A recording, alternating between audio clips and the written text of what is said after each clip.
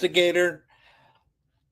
Hello, ladies and gentlemen. It's your favorite paranormal investigator. My name is Tim Sudano. Welcome to our live show. This is I can't talk.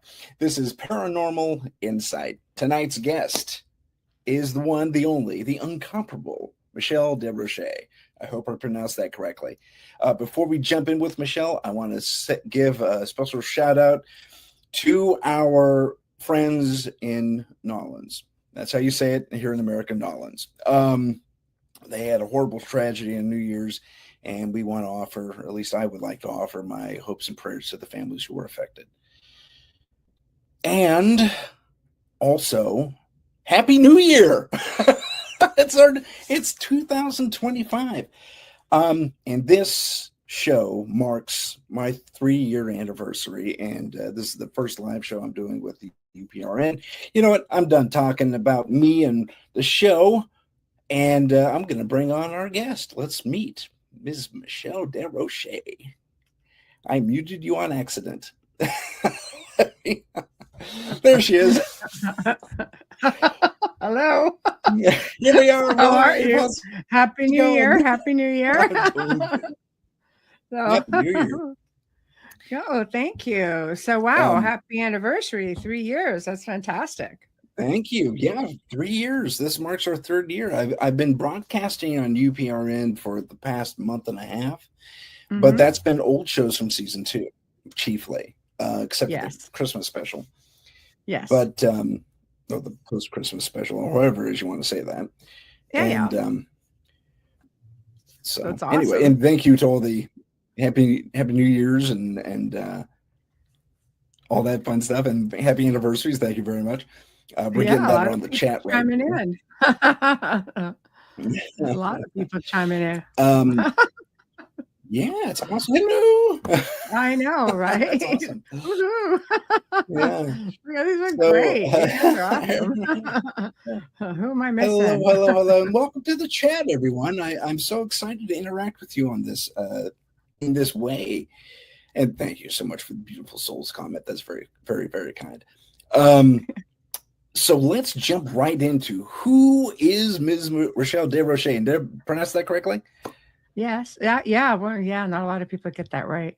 I married it, so I kind of got caught with it because it came my professional name. And then when that resolved, it's like, all right, here we are. So, yeah, it's a tongue twister, but yeah, you got it. Ooh, indeed. So excellent. But yeah. Excellent. And special thanks to Kat Ward for helping me make sure I got that right. She knows. Yeah. So let's quickly jump into let's start with your UFO experience. Now, you're an experiencer, correct? Mm-hmm. Yes, I am an experiencer. Okay. And funny enough, I have been since I was a child, only I didn't realize it then because I had a lot of paranormal experiences as well. I think a lot of them go hand in hand, but I just now, of course, being aware, I think back and started doing some research and I see a lot of the typical stuff, like my fascination with the stars, for example. I was always watching the stars. Grew up north, northern Canada. We'd see things all the time. And without aging myself, before the age of satellite per se, or maybe it would be 1 or 2, but up there, when you saw something zipping across the night sky that was silent or really, really quick, where we were, being in a valley, not a lot of airplanes or anything like that. So we saw a lot. My family had a lot of experiences, and speaking with my mother, in the last probably year before she passed, I said, I need to know, did anybody else in the family have experiences? She says, oh yeah, for sure. And told me incredible things. I'm just like, my grandfather even used to have a telescope and he'd watch the stars. Like definitely things were going on. And I think into my teen years, I remember having a really lengthy view, just being out, coming home late at night, and I would just lay on the hood of the car. And this was like a nice, beautiful evening, probably about, 1 a.m, And I watched a craft come across the valley, and then it just stopped because we had a lot of lakes in the area. And apparently sometimes they'll come down and draw water. There's been a lot of photographs Oh. of stuff like that. So I knew roughly which lake that it was hovering over. And it took about 20 minutes. It went down really slow and just descended. And then, I thought, okay, it's interesting. And probably within, I don't know, I'm going to take a shot at it because, I'm old. I don't remember things that great anymore. But I would say probably, probably about 15 minutes, give or take. And that could bounce around depending on which day you ask me, but it wasn't too long. And it just shot straight up and then just took off and like a bullet. And I was like, okay, that was something. And the next morning we had military helicopters just swarming the valley. There were 2 of them. I was like, okay, that's the validation. So, right. So For sure. yeah. When the military shows up after your sighting, you got something when they show up. But so then things went quiet. For sure. To my knowledge, with the experiencer stuff, up until maybe a handful of years ago, and then little snippets started coming back, and I realized that they've been present in my life the whole time. And now, I can think back to the different places I've lived, and definitely things were happening, and, watching my children, especially as adults, was terrified of Grace. I'm like, his kid would be up on the second floor is where the bedrooms were. And we were located, on a couple of acres. So he would go around like from the time he was 5, and he would just be making sure all the doors and windows, like the windows upstairs, were locked. And I'm like, you'll be okay. I promise, and he's just like, I would just feel better. And, and he would ask me every night, did you check the windows? And I'm like, yes, no problem. And then I came to find out that he had a very vivid memory of something trying to pull him out of a closed window. And he goes, I was going through that window and it wasn't open. And this probably happened to him when he was maybe 18. Wow. I know. So That's good. Now, when it comes to the recall, did you or was that your grandfather you were talking about? Well, my earlier, yeah. Yeah. Okay. I'm talking about my son now, my grandfather. Oh, your son. I'm sorry. I did miss that. There was a everything blanked out here for a second here. Yeah. Sorry, I'm quick. So yeah. Too quick. Did you guys both go through any regressive therapy in order to recall these memories, or did it just come to you over time? No, I think a lot of it now in hindsight, I look back, because I have semi-aware experiences now. I mean, while they're happening, if I'm up there, I've had experiences of, looking out of like a portal window sort of thing and seeing the stars, and I've had other experiences where I'm coming up underneath something while I'm, it just feels like I'm floating and up, things like that. I'm more aware now, but I couldn't really tell you 100% what goes on while I'm there. But we just seem to have recollections. Like I know now at one of my homes that at around between 2 and 3 in the morning, the houses just start to shake, and I would hear something coming right over the house, and the house just sort of shook a little bit. And just having those kind of experiences, and black vans just shooting up in the middle of the night, up the street and things like that, like all blacked out. And this happened a couple times, and cryptid beings and stuff. Yeah, it's just stuff. And now I remember going, and everything's coming back. And I think once you become aware. So you were being surveilled as well as being abducted. Well, or I don't know if I personally was, but I imagine a craft comes in, it's going to attract a lot of attention. And not too far from where I was, ironically, there was a spot that could overlook Lake Ontario, and they called it UFO Lookout. So I imagine there was just a lot more, I know, in the area. Well, Lake Ontario is known for its sightings, right? So people would go in with telescopes and Yeah. all kinds of things, and they would all line up along the escarpment, and they could see the lake from there, and they could see all kinds of stuff. So I never really got involved in it. It was not my thing per se, because like many people, you don't often see the connections. You think everything you're going through is um, paranormal at the time. That's a good comment with Howie. Yeah, we'll put it up. I'll put that up there. If the craft is transdimensional, does it mean it's based on frequency and you would have to be on that frequency to see it? My thoughts, yes, 100%.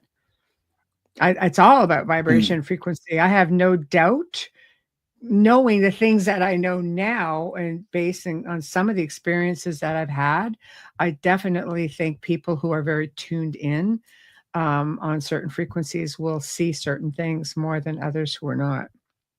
So, good one, Howie. That's intriguing. There's something to be said for that, and you're not the only person I've heard say that, because you've probably interviewed certain people yourself where you, as have I, where they say, I saw it, but my brother or sister standing next to me didn't.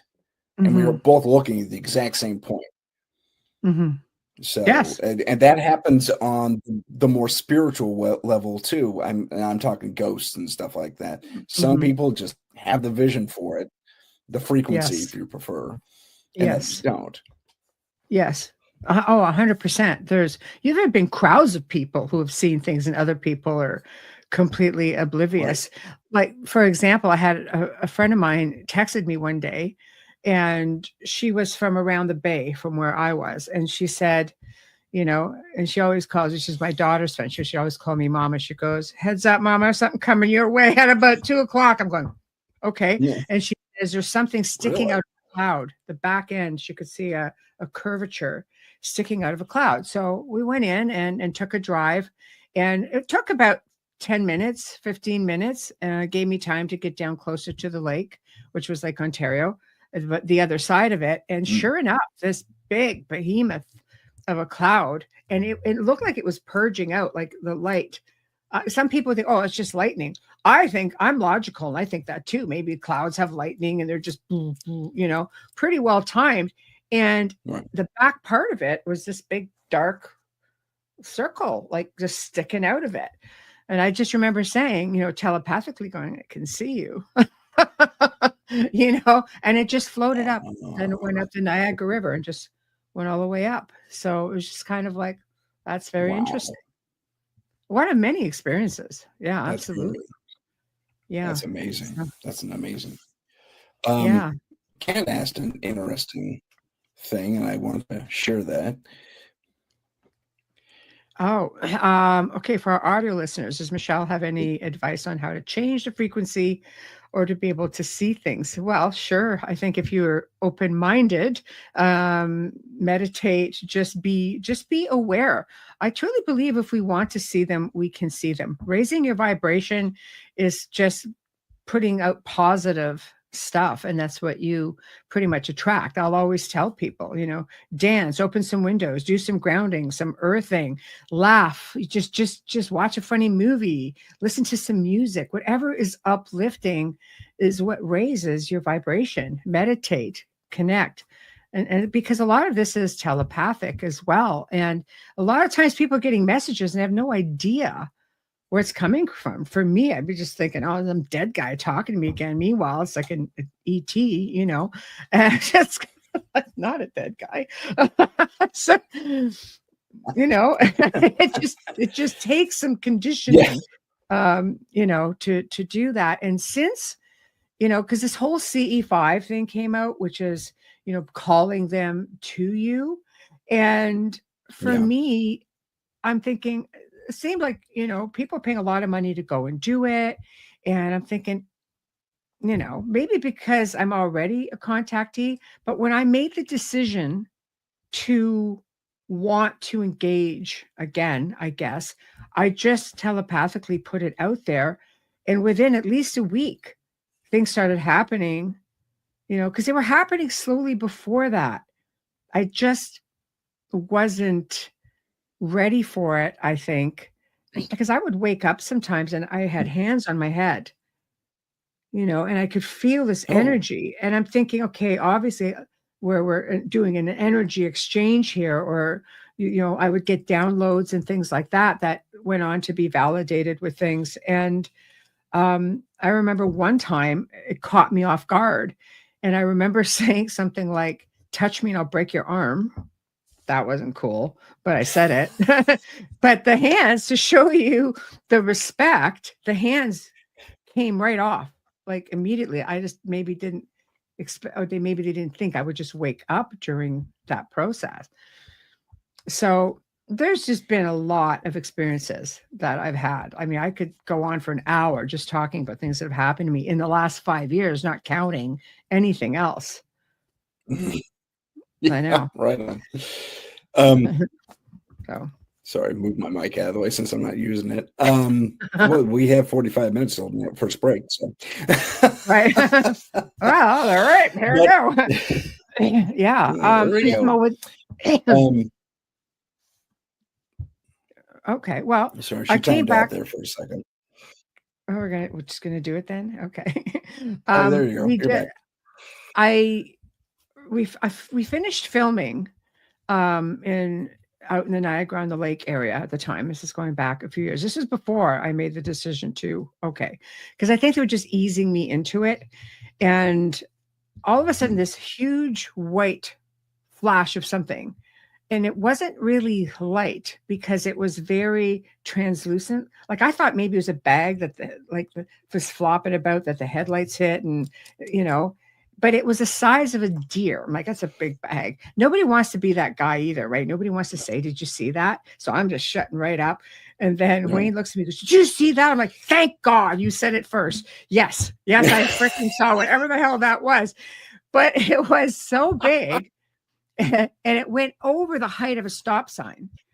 So when you look down to our left where we were going, we looked, there was a Niagara River. There's like a 400-foot drop. A deer would have no room to run, pick up speed, and jump that high. And when it landed beside it, we stopped the truck and looked, and there was nothing after that. It was completely gone. So we just kind of looked at each other and went, I don't know. I don't know. For once, I got nothing. Yeah, it was weird. And then after that, I was home one night. I was upstairs, and this is a big old Gothic revival manor. So it had a big tower. Nice. And when you looked across, you were looking at pretty much the roof of a church, because that part of the church came after that house was built. It used to overlook the river. So cars were not, they just weren't, they couldn't shine their headlights that high up, because believe me, I freaking experimented with everything. Because this one night I was just sitting, just kind of hunkering down, I was just going to read a book. I'm just going to hunker down for the night and call it a night. And this big flash of light, because we were high enough up that I could keep the shears, the curtains open just with the shears on a really nice evening. And this light came blasting through the room, hit a mirror in the ensuite adjacent wall, bounced back out. I think my book, I'm like, the hell was that? So, I'm kind of like, all right. Like I read that the Niagara region, which is where we were at the time, was extremely active, but you don't realize how active it really is, until you're really, you're awake. You see things, like, I mean, really awake, not as in physically, but I mean, in here. And things just started happening after that. So I would say, a few weeks, maybe a couple months after that, again, same scenario. So I'm just hunkering down. I'm fully awake, and I look, because you get that feeling where you're just being looked at. And I look, and there's a gray, like right there. And this isn't late at night. This might be like, I don't know, maybe 11, 12, midnight. It's not, you know, but it was a In the quiet room with area. you? Oh yeah, right beside me. And still not ready. Still not ready. Okay. Just saying, was not ready for something like that. So I just remember Right. like thinking out loud, and I went, nope. Like I verbalized, I went, nope. And I just rolled over. It's like, I'm not even doing this. And I mean, I turned my back to it. Besides that, I'm thinking, God, in hindsight, I'm like, I don't know if that was a good idea, but it was very respectful, and it was gone because you always have to look back because it's instinct, right? It's like, oh, I have to Yeah. see if it's still there, and it was gone. Right. So I'm just like, the Wayne comes in, goes, "You okay?" I don't know. I haven't figured that out yet. So I know. So after Wow. that, it was just a lot of downloads and being given visions and being given messages and being shown research. Because I research a lot and just being pulled in different directions. That's when I made the decision. I said, okay, I'm ready now. So I thought. And I just telepathically connected and called them. And then the experiences started like pretty immediate. So Wow. That's amazing. I just yeah. wanted to briefly point out to everyone that we have a Yes. delay between us. So my Yes. responses to her stuff is going to be delayed and vice versa. Just letting you all know. Yeah. I'll try to slow down for you. it's, it's not even that. It's but Yeah. okay, so no regression for you, no regression therapy per se. No. This just started happening to you because you were tuned in or wanted to be tuned in. Even subconsciously, you were kind of going, yeah, I can go for this. But you Yeah. also set up boundaries, which I found very interesting. Mhm. Now, when you're having these experiences, you're in a semi-conscious state usually, No, I'm pretty except for the conscious. gray showing up in your bedroom. No, I'm pretty conscious. Oh, are you? I hadn't even gone to sleep yet. No. I was fully conscious for those. Okay. Yeah. Now, are you often taken up into the craft or? Those are the parts that I assume it's happening. It doesn't happen when I'm awake because I kind of have a boundary that I put out there. Like sometimes I'll go to bed and I can sense the presence, and I'm just like, okay, I am freaking exhausted. I have a headache. Let me go to sleep. Then I don't care. I'll go to work. I'll do whatever, and then I have these. You get these wild. This is where I would get these sort of images of looking outside and seeing the stars, for example. But in my mind, I must be dreaming. I'm on like a regular ship because I see this. I'm looking out a ship portal, not realizing, oh, it's a portal, all right.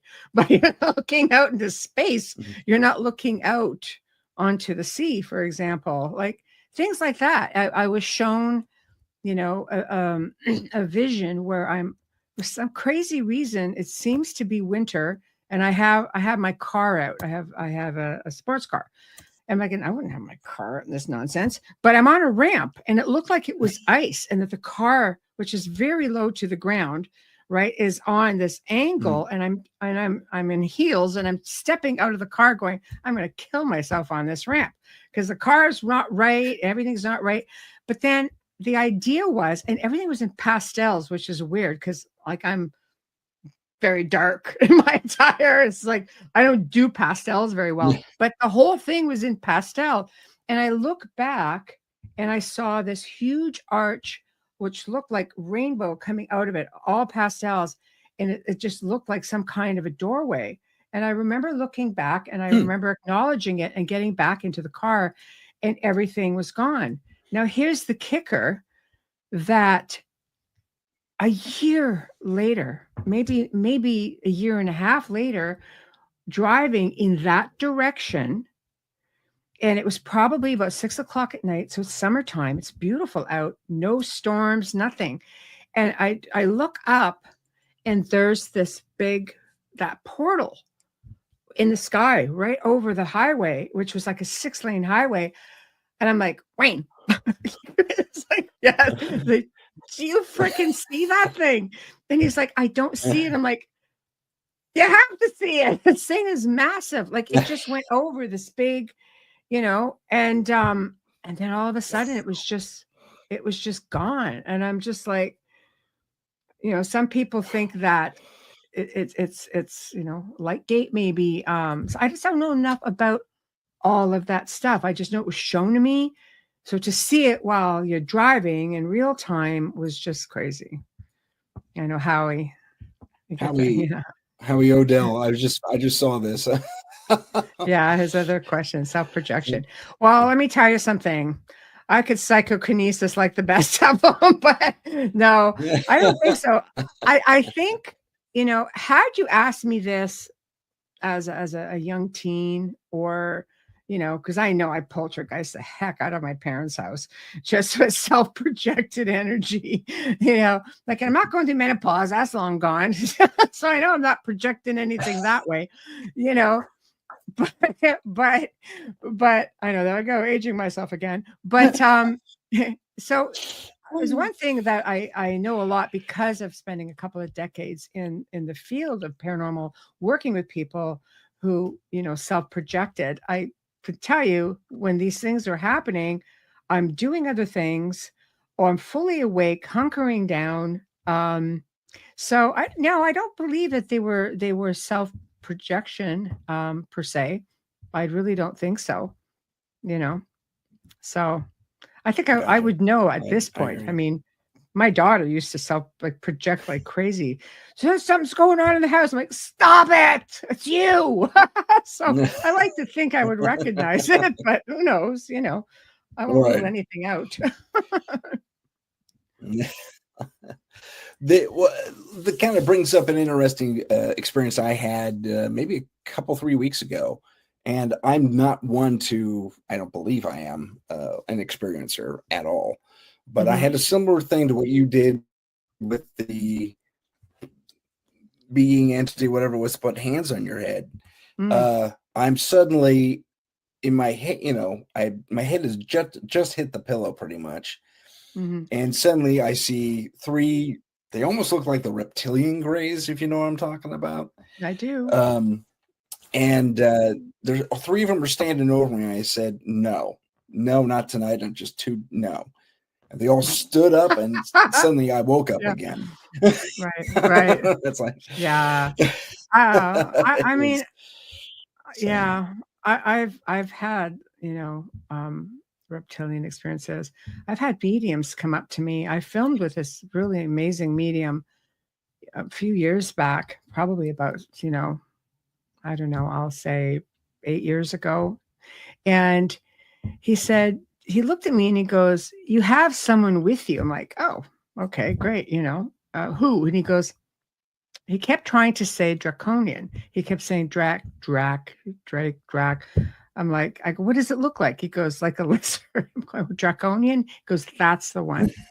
Because he's like really protective. Wow. And he's like just standing. He's trying to stand between you and I. Well, unbeknownst to me, this medium, when he would connect with you, male or female, if he put his hand on your chest, which is usually the heart chakra, he could connect with you. And I guess that wasn't going to be a thing. Putting your hand on my chest was not an option. So it's the only thing I can attribute it to. Yeah. But it was strange because through the years, I've had people make mention of that. So I don't know. I think that's interesting. There's something, there's, I don't know, movement is not the word I like to use, but I guess I don't know. We'll go with movement for now, though. But I guess a group believe a certain thing type of deal. And this is going to those who know of her, Elena Danan. She's that French archaeologist artist who had that abduction experience. That was, and her abduction experience left her with a chip in her head, and the good guy aliens, we'll call them for now. Right. The good guy aliens rescued her, altered the chip, and made it a communication device. This is her claim. Yes. And she eventually drew this gigantic map. She's a very good artist, by the way. But she drew this gigantic map of the various alien races that are out there. The three different alliances. Some were for us, some were against us, some were neutral. And when it comes to the Draconians, they're chiefly against us. What do you stand on that versus your experience with the medium? Okay, well, just talking with different experiencers, some people have had amazing reptilian and draconian experiences. So I think, like anything else, is how it was put to me: is you have good ones and you have bad ones. Much like good people, bad people. I think there was a concern at one time that they were just outnumbered by, bad ones. But you have to remember, it's believed that the Draconians were a warring race, and a lot of them have been here long before us. Like, we are definitely not the first kick of the can at this planet, and we're definitely not going to be potentially the last either. So, I mean, you look at it that way, maybe, if they were here first, for example, then we're the ones who are fair game kind of deal, right? So I don't know. But if you go back to the Canadian Defense Minister, who's deceased now, Paul Hillier, he had always said that there were probably about 130 to 160 different extraterrestrial races that they were aware of. So that's a lot. That's a lot. But I mean, I think sometimes too, you're looking at something that could be pretty scary, like, the mantis. I'm thinking, oh, hell to the frickin' no. And, but meanwhile, I hear people who have had incredible experiences with them. I'm thinking, I'm not even keen on the little ones. And, they get in their sight, they put their little hands up at you. I'm just like, no, heck, I'm all right. But apparently, right? But apparently people have had incredible experiences with them. And I ended up getting a recording one time, and there was a lot of clicking sounds. And I'm like, well, grays, I think, do clicking or clocking. And I was corrected by a guest who was on the show, and he goes, no, those are mantis. I'm like, that's a bit close for comfort. So I researched that a little bit and realized that so many people had really great experiences with them. So don't judge a book by its cover. That's interesting. True, true. I posed the question only because there is that opposition to the Draconians. And furthermore, I spoke with with Doctors Stone and Alcorn, who follow Elena to a degree and kind of follow her roadmap, for lack of a better term. And they do depossession, but they take it a step further. They also include, and these two are a married couple, and they're both psychologists.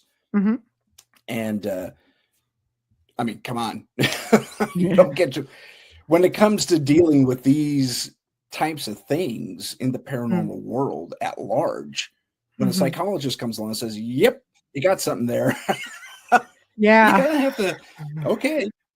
But it was interesting. They relayed a few experiences through their clients who were a little more in contact with their friends in the stars, that there are both sides to that story. There are some nice Draconians and some not so nice Draconians. There's some nice mantis people and some not so nice mantis people.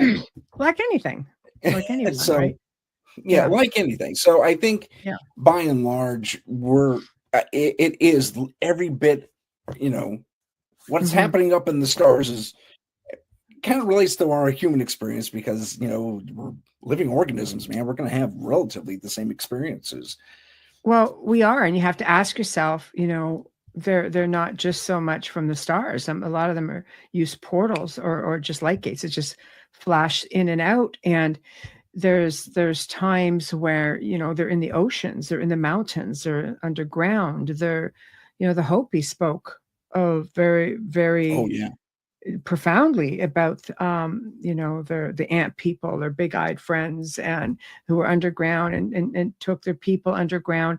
There's also a story about that of a reptilian or draconian out in Brazil or Peru who did the same thing for the people there, took them underground during cataclysm and took care of them and educated them. And so there's something to be said for it. The ancient people, you can see it in the monuments with the different statues that they have. I mean, there's a statue that was erected to this reptilian being in the city, this town where this all happened. But just, the petroglyphs, hieroglyphs, I mean, it's everywhere. We just are the ones who it's been suppressed, and we've not been allowed to know the information, or we're finally just waking up to it. We look at even things like the Book of Enoch. It's funny. I mean, some people who've read it will tell you, well, he was definitely in a hybridization program. So, there's just things of that nature. So it's how we're conditioned. My 2 cents worth. I couldn't agree more. No, yeah. That's fine. One of the larger, the one thing that the 2 doctors I spoke of relayed to me, one of their clients had some sort of attachment that wasn't great, but at the same time, he had multiple attachments to him, apparently. Mm-hmm. And one was specifically ultra-dimensional, so different dimension, but peeking through, or was here, or something like that. And they said very specifically that they described draconian type people. I mean, supposedly the evil ones with the wings, or the bad guys. Draconians, That's according to the 2 doctors in Lebanon, that they were seen in hell, or was perceived as hell, or something along those lines. And I've even touched on, I'm an author, in case you didn't know. You'll hear something about it in the commercial break. But I actually touched on that, the whole heaven-hell thing, the various types that we people, our ancestors up to now, have described these various spheres of either, the Elysium Fields, or Tartarus, or as an example, are these various different realms, what have you. So I actually touched on that, and that thing, that's what happens. We go to another dimension, another place. It's not what we think it is by any means. So I'll pose this question then. So because of religious, upbringing and conditioning, do you think that what we're seeing are really angels and demons, or are we seeing light beings and reptilians and draconians? That was my next question for you, actually. I know where you're going. Yeah, I know. Yes, Quit so you're the interviewee, darn it. I know. I'm sorry. I can't help it. I tease. No, but it really is something that I think it goes back to conditioning, because there are a lot of similarities between, paranormal and being, like, some people will tell you, like, an ET abduction, and they'll call it like the whole the crossover phenomenon. You have like this parallel world. And this was something that John Keel believed, that certain creatures or beings were coming from a parallel world. That would include, I think, ET, maybe some of the cryptids that we see, because John Keel is known for his Mothman, right? So, and he talked a lot about, extraterrestrials and all kinds of stuff, UFOs. They're definitely there. But I'll tell you something, like, there are people who have report seeing crazy things, even dragons. People see dragons. I've always had a connection to dragons. Maybe it has something to do with the draconian people keep seeing with me. I don't know, but I've always loved dragons. Like, there's just, I've looked at them as being very wise, and they were always known for their wisdom. And it's not all what you see. I mean, some cultures revere them, But I think we just have to look at the fact that the similarities, even where the paranormal crosses over, people who have been experienced or contactees, abductees, have reported things like the smell of sulfur. That's also like a demonic thing. Bright white lights, that is also seen in paranormal and orbs. Crackling sounds seen in both. Dealing with dimensional or multiverse entities, parallel realities, the sleep paralysis. We could do a show just on sleep paralysis. I've done it, like Oh, I know. enhanced Yeah, psychic, the sleep paralysis is huge. right? Like, and also Right. getting into things like increased psychic abilities after having these experiences. I've worked with people because I work primarily in malevolent hauntings.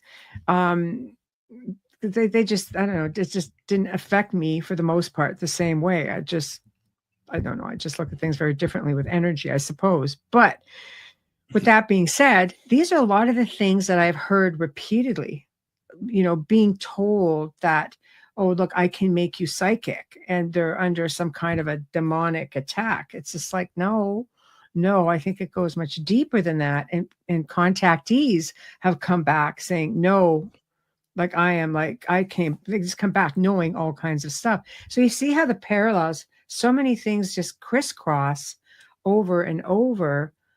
It's hard to know. I question some of my own experiences. I know what I saw. I know that, yes, there is a strong belief that demons do exist, and they are a different race than, let's say, the draconians, and that angels are a different race, let's say, than light beings. So we don't really know for sure, but I can tell you, I have experienced, angels, demons, light beings, as well as reptilians, grays, tall whites. Apparently there's a mantis in there somewhere, but I don't know that whole thing because I don't connect with that. I just heard that. So, Right. there's a lot in there, right? Yeah, there's a whole lot in there. I actually discussed this in this my second season prior to coming to the UPRN, where I posited my paranormal M theory, and apparently I'm the first one that coined that. I looked it up before I said it. So, and it does join all these different things. My chief focus at the time was that in our ancient past, collectively, humanity saw, for an example, in Greece, satyrs, half man, half goat. Yeah. Prior to that, in old Jerusalem, when King Solomon was ruling, he ruled over creatures of very similar description. Like centaurs. Going forward in time again. Yeah. Like, right. And going forward, well, actually kind of paralleling the Greeks a little bit. Actually, I take that back. Further beyond the Greeks, in the Norse legend, I talked about this at the Christmas time special. Krampus is described as a satyr. And this creature is all over Western Mediterranean lore, and even a little bit in Eastern lore. They were called. He wasn't called the sheep. It was called a ram man or something like that. I'm forgetting the name. But this M theory, and that's just the one layer of the theory. It does relate to that. All these things could conceivably be tied together. You were speaking. Go ahead. I mean, ancient culture, Anubis, Horus. Oh, sure, of course. Ra, right? I mean, there's Thoth, like the human body, animal heads. This seems to be. I mean, it's something. It's something. But I do think that we have stargates and portals all over this planet. I think the ancients built their temples and over top of these places because they knew.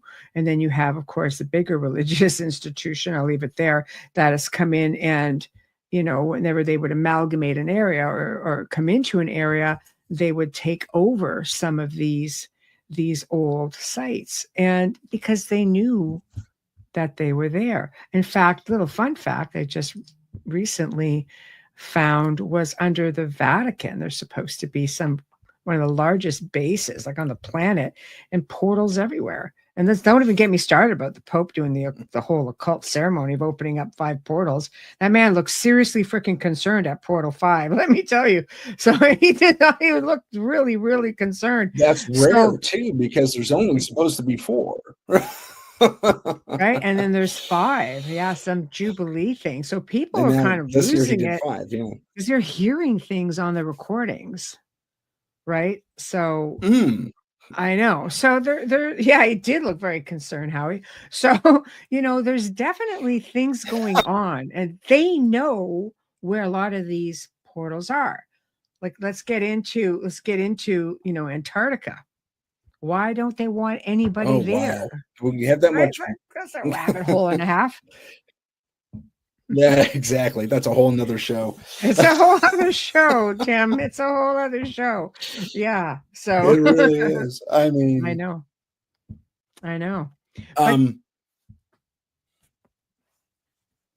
Yeah. Yeah. Yeah.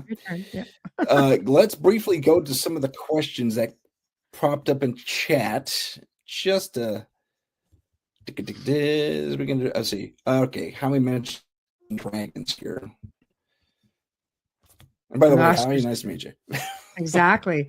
The bones of a T-Rex alongside an ostrich. Exactly. Things are not all as they seem. Neck's a little bit different, but that's about it. Well, yeah. Well, I mean, they stem from there. Like the raptors, same. They believe that they were big ostriches. Oh, sure. The ostrich stem from the raptors. Chickens today. Yeah. Often. Yeah. They can be as aggressive as a raptor. Chickens. Yeah. Well, look at their feet structure too. It's true. It's true. Raptor roosters. Yeah, that works out for you. So, Talking about that as a Great Wall. How many mentioned the Great Wall of China? What were they trying to keep out? Mongols, chiefly, but at least that's the excuse. Yeah. I'll show the question. Yeah. So for the audio at the Great Wall of China, he says, what were they trying to keep in or out? They had that was that big and vicious. Yes, I would definitely think that they were trying to keep something out. Absolutely, But this is all stuff. That's a good question. It definitely. Yeah, you just don't know. You just don't know. Yeah, for sure. So, the portals. Yeah, the portals thanks are. for sharing your stuff, man. Yeah. He's leaving. That's why he's Bye, Howie. Yeah. But he there's how he made one interesting comment I'm going to share before he pieced out, as the kids say. It's a pleasure to he mentions that the T-Rex could have been interpreted as a dragon. Now that brings to, and we got 10 minutes before the break, that brings a question to mind. We are seeing, and I've seen them in Florida chiefly, but I've also seen different iterations throughout at least the U.S. That are being reported in the last 10 years. Dinosaur-like creatures. They're not that gigantic like their predecessors. They're smaller, but I mean, some that looked exactly like a T-Rex shot through someone's yard in 2 different locations in Florida, like in the last 2 or 3 years. Do you think we are still dealing with these creatures? I mean, we have the crocodile and we have the alligator. Those are prehistoric creatures. The shark. Well, I know someone who was able to remote view one someplace where really should not have been. Can leave that there without incriminating or attracting attention. But I mean, we all know, besides that, let's think logically for a moment. We all know that, different governments in the world, especially, in the US, cloning is definitely something that they have experimented with. And I think with things thawing out, that they're being able, I think they're talking about cloning a mastodon. So they are, because the DNA was intact. Oh, yeah. So how do you know they don't have that whole Jurassic Park going on, and that they have not pulled DNA somewhere? All it would take for you is to, you're trying to clone a couple, and do they let them out or do they escape? Judging by where they are, I don't think they would escape. So it makes you wonder. Or can we talk again? Dimensional shifts. How do we know something is just dimensional? It just doesn't open up. And they're coming in and out. I was going to mention that as well. I mean, we could be dealing with these portals. I mean, like you said, there's all these ancient portals all over the world. They are. I mean, and that's Loch Ness. Whether they're active or not is a different story. But for sure. Why don't they ever? Really? They never find. They never find this thing, and they swear that the loch is not big enough to sustain life for something that big. Okay, then maybe it's coming in and out of something. My thoughts. There's enough geological material. There's enough geological material in the area that it could support something energetic that is a coming in and out, through point, like a wormhole or whatever. Yes, yep. Absolutely. I agree. I think we have to look outside the box. Huge quartz deposit there. Yes, look outside the box. I agree. Yes, absolutely. Heidi, which one are you looking at? Probably the same one you are. Go ahead.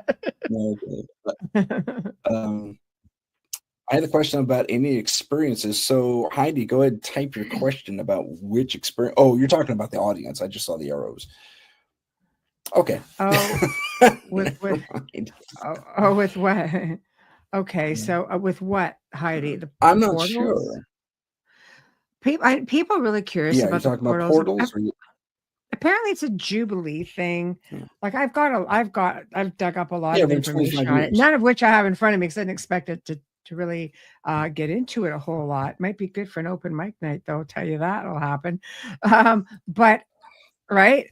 But this was definitely something that happens every 25, 30 years. And here's the kicker. Okay. The 5 locations, if you draw a line between them, allegedly they draw the symbol of Lucifer. It's an occult practice. Are you talking about the pentagram? Nope. No, it's definitely, let me see if I can find it for you. Okay. Dig that up. That'd be yeah. Military or Galactic Federation type beings. Oh, you want to hear my story? Okay, Heidi, I got a story. I do. You do that while I'm looking for this. Yeah. You got it. Okay, so Heidi, here's your story. Yeah. I am former Air Force. I was a cadet in the ROTC system. I did not graduate, but I had a great deal of experience, if you take my meaning. So I'll put it this way. Officially, I was a cadet. That's all I'm saying. Okay. But I also worked at NASA, and prior to that. So here's my story, and it wasn't even related to either of those necessarily, but let me briefly touch on NASA. When I was at NASA, I learned that we had tractor beams, full on. My 25 years are up, by the way. We had tractor beams. We had prototype light drive, fashion light drives, if not functional fashion light drives. They weren't manned though. As I recall, they were still like drones, but in space. But anyway, the tractor beams, fashion light drives, and what was that third one? No big surprise. Particle cannon, because the whole. I don't want to get into conspiracies, but we've seen some use. Gotta watch with those. That's all I'll say about that. But there were there was this one experience after my Air Force experience. So we're talking 2002, give or take. Right. And I was working as a DJ. Ooh. And I've told this story before my show. I was working as a DJ, and we were at the Santa Cruz Beach Boardwalk. If you don't know where that is, look it up, Google it, whatever, either now or after the show. Yes. And if you get some photos of that place, you're going to see there's a lot of, we'll call them interesting characters there. Right. To say the least. Along with all the tourists who go there and stuff. So me and my partner on the gig were loading equipment in to a cargo elevator at the outside of this building. Right. And I see this young girl. She looked to be about 10 or 12, and she was extra skinny, kind of lanky, long. And she had this platinum hair, bob cut, and extra long fingers. Like if you take my hand and you double the finger length, those are her fingers. And she was playing with kids literally that appeared to be about half her age. And it looks like they were trying to play tag with her, and she didn't get it. Humanoid looking, she had gigantic red rimmed sunglasses on. Right. She was the only one wearing sunglasses. And she's playing tag with a group of kids, and they're kind of running circles around her. She didn't get it because they kept tagging her back. So, okay. So she kept passing. It was kind of funny. And then all these kids get called away because it was time for them to go home. Mm-hmm. And I'm kind of watching this as I'm loading this thing in. I have the presence of mind to give my buddy a nudge and say, "You see that girl? She's got those extra long fingers, right?" Right. Yeah, that's weird. And right into the gig. That he doesn't care. It's like, yeah, but I validated what I was seeing. Right. And she was dressed in red and white, chiefly. Like a red, white striped shirt and red pants. And lots of red. Anyway. So sounds like a hybrid. Kind of doing this. She's lazing about. Excuse me? Sounds like a hybrid of sorts. Kind of. Well, let me dig into this a little bit more. So she's kind of lazing around looking for something to do, and she loses her little kid mind. Definitely a childlike reaction. She points at this vehicle. Now, in 2002, the new Beetle had just come out, so look, we're like super aerodynamic and weird and fun. And she points out, she starts freaking out. She says, look at that. But she's not saying anything. And she looks back at someone. I watch her head snap back, and I follow her line of sight to a very tall woman. I make her 6'5", maybe 7. Crazy. And she's dressed in what I can only call Jedi robes, and she has a hood over to go with it. And she's standing there, and she's got these 2 dudes next to her that come up to her about her shoulder.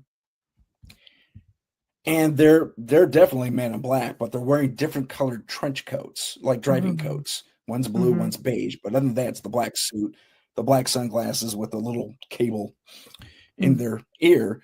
And you see one of them. I'm sorry, I missed a step. She keeps the kid freaking out, pointing, like she knows what it is. And the mom, without saying, I call it a mom because I saw a hint of her breast under the robes, without saying a word, she had her arms folded thusly and reaches one hand out, and more like signs than anything, she says, "Stop, come here," extra long fingers, just like her daughter. "Come here now." And the kid stomps over. She is not having any of it, but she obeys. One of the men in black do this, and not even a minute later, a limo comes screaming, and I mean screaming around the corner. Stops, picks them up. They all pile in. They scream off again. That's crazy. Just prior to that event, the week before, I heard, I'm blanking on his name, who talked about the tall whites. In his experience, Carl Carl White, maybe. Can't remember now. But you got me on Coast to Coast. So it was interesting because he described the exact same creatures I was seeing. Isn't that amazing? When we come back, we're going to take a quick break and do a station ID. And when we come back, we'll get into Michelle's image that she saw, that she came up with. She found it. So let's do a quick station break, and we'll have one quick word from our sponsors. So stand by, please. As I call this up, yep, I'm wasting time. It's a good time. Okay.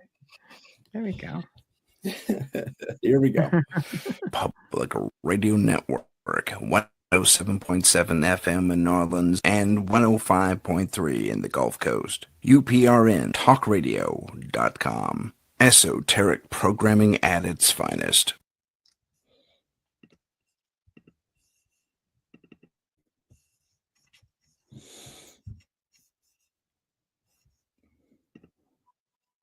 Symbol. The trident. Gifted to us by the priests of Proizinos centuries ago when one of the first monster hunting teams out of Corinth battled a contingent of Raikolakās that had infested their temple. After the victory over the monsters, the head priest declared, "You are three lances acting as one, not unlike Poseidon's mighty trident of light." That would become our name, the Trident of Light, for the good we did and still do against the dark evils of this world. Available at Amazon Books. And that's it for now. There we go. What was that? What was that? I don't know. But well, let's get back to portals real quick, and I'm going to add to the stage an image. Okay, that's the first image. Okay, so then of course you see the official sign of Lucifer, which I have another one up here. But the 5 points, okay, of the Vatican portal opening ritual, which was on Christmas Eve. And I have to tell you, I thought I read something that was, I think CERN, was it CERN? Sort of kind of had some sort of a mishap or something on this. There was some kind of, somebody was posting pictures like flames and all kinds of stuff coming out of that area. So I don't know if they're even connected, but I kind of thought it was interesting. So when you take the coordinates of each portal that were opened, it creates the sigil of Lucifer. So the coordinates were St. Peter's Basilica, and they do have these coordinates. The Roman prison Rabibia, if that makes sense. Rabibia. Yeah, that was the questionable one, as I recall. Well, he basically said it was to give inmates hope, which is why they used that one, which was interesting. The Basilica St. John Lateran, the Basilica St. Mary Major, and the Basilica of St. Paul.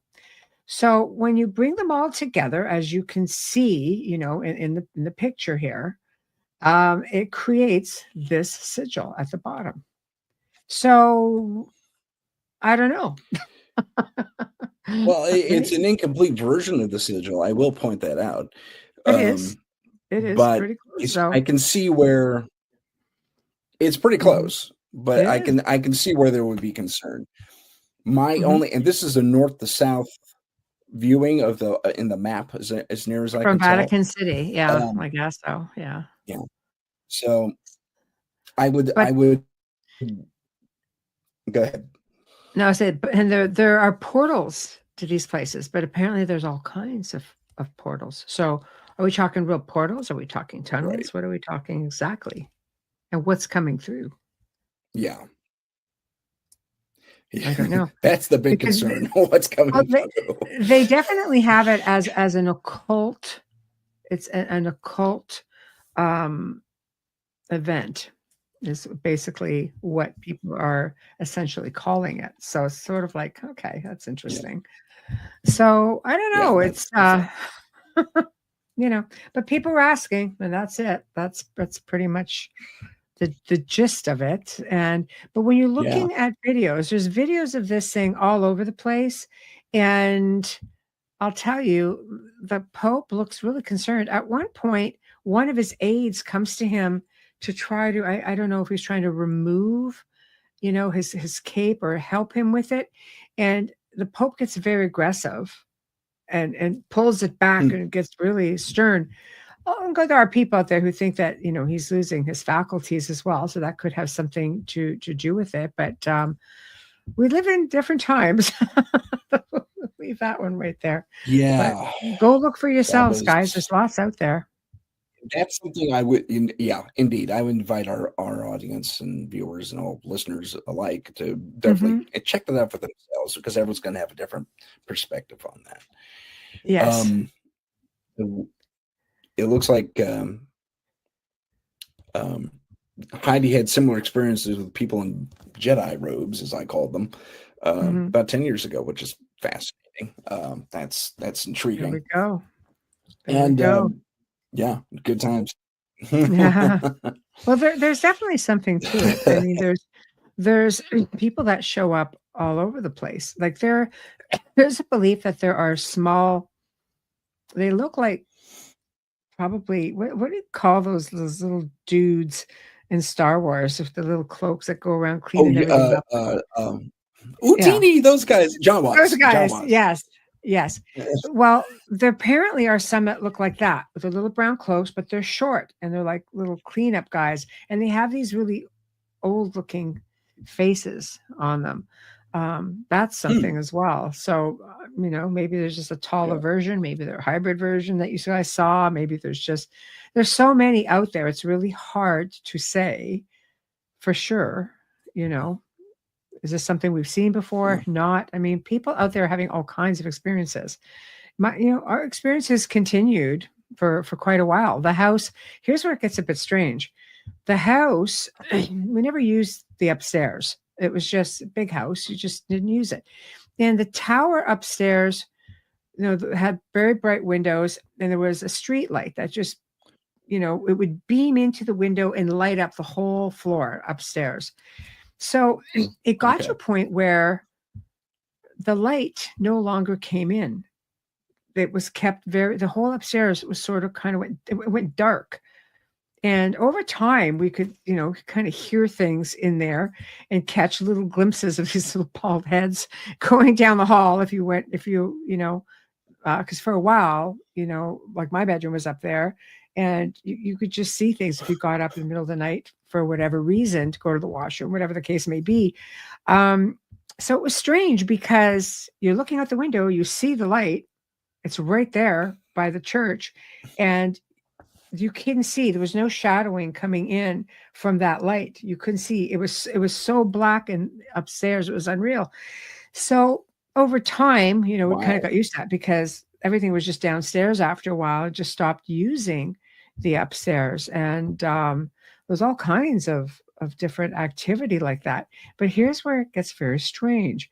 So it wasn't uncommon for things to come over the house.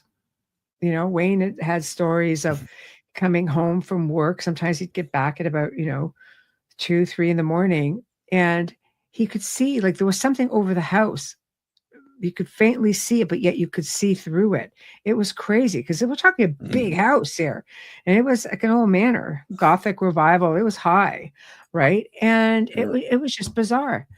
But where it got weird was after a while, because it wasn't uncommon. I would talk about it on the shows. I don't talk about everything, but I do talk about quite a bit. All of a sudden, these 2 black Range Rovers or Land Rovers were parked across the street, and they were renting a house nearby, and 2 matching ones. And I'd be just kind of sitting there going, okay, I think I know what's going on here. It got very strange. Yeah. So anyway, eventually sold the house. That was it. So the issues with it, I guess. But that was probably super smart.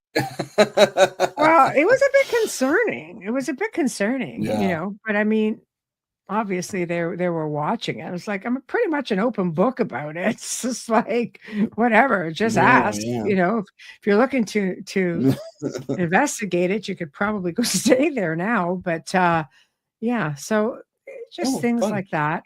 Yeah. Yes, it was the manor house cat. So, yeah. So, that's not the Yeah. first time. Well, But let's that kind of segues into my next portion with you. Now, you became a paranormal investigator. You looked into this stuff. I also want to maybe tie in your ability as a medium and or psychic, however you identify your abilities.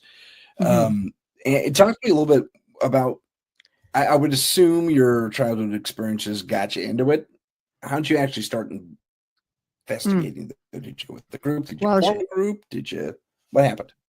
Well, it definitely wasn't being an experiencer that way that got me into it, because I really wasn't fully aware of all of that. I didn't recognize a lot of what was going on until much later in life. In the last 5 years, I started going, wait a minute, this could have been this or this or this, and this happened. And I started recalling a lot more. But I did have a lot of paranormal experiences. But I come from a family where it was not uncommon to have things going on, paranormally speaking, probably because we were all bloody experiencers.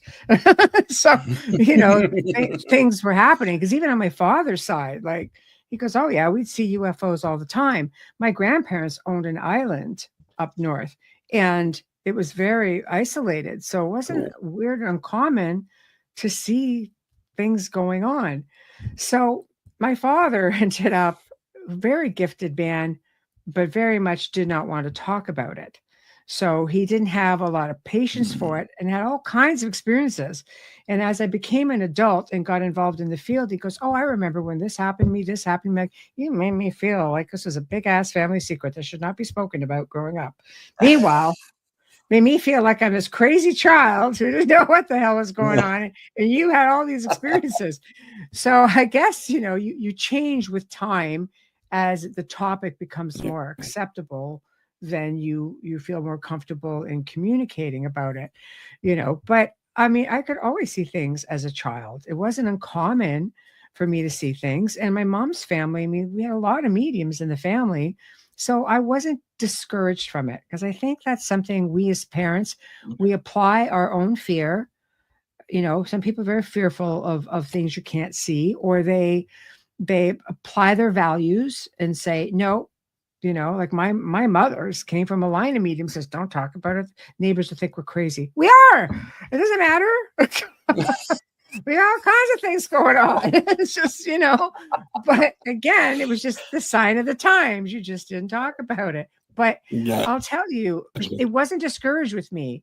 Like we'd go over to my grandparents' house for like Christmas or something. And like, it was not uncommon to see deceased relatives coming in, and I would talk to my grandparents about it and say, oh, I saw this man. They didn't discourage me. They took out old family photos and they laid them out and say, and I would just say, who's this guy right here? But they had experiences like that. My grandfather's brother died. My grandfather was up at their island for a couple of months.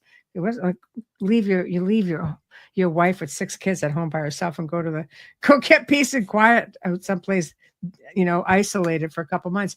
But it wasn't uncommon again. And he would basically just say, he'd come home and my grandmother would say, I have news for you. He goes, oh, I know. So-and-so died. He came in and saw me before he left. It's like weird stuff. Oh, The old family, one of the old family farmhouses. That's awesome. But it happened all the time. Like they had this old family farmhouse, and I guess the great grandfather was having a fling, and the great grandmother knew about it from the story that I got through the family. And when the mistress died, the night she died, my great grandmother was sitting in the parlor. And this one was up on the second floor, and there were little flames on the window ledge. And then she just turned around and she said, all right, I forgive you. Now just leave. And the flames disappeared. And then another time, a deceased family member went, and out of the same freaking window was just a disembodied hand going like this. And it was wintertime, and there were no footprints in the snow 2 stories down. So this wasn't different for us. This was all quite common growing up with these stories, you know. And as a child, it wasn't uncommon. Like we lived in a valley, you know, with numerous lakes and very, very small community, which was really fantastic. And you know, I remember one time, I think I spoke about this on one of the shows that I did. I never really talked about it before because the things just come to mind. And there was this young guy, you know, and he just like, people go commit suicide, you know, off the beaten path somewhere. And I guess somewhere that wasn't in the time that we lived there, because we'd never heard of anybody like that. And it was just a matter of, you know, this person's part of his head was just missing. And I was just, you know, I know it was just different. So I didn't really like things like that. I didn't like hearing disembodied voices. So I just asked that ability go away. And I regret it now. You know, obviously as an adult, I could never seem to, I get it back sometimes, but a lot of what things have been for me is telepathic.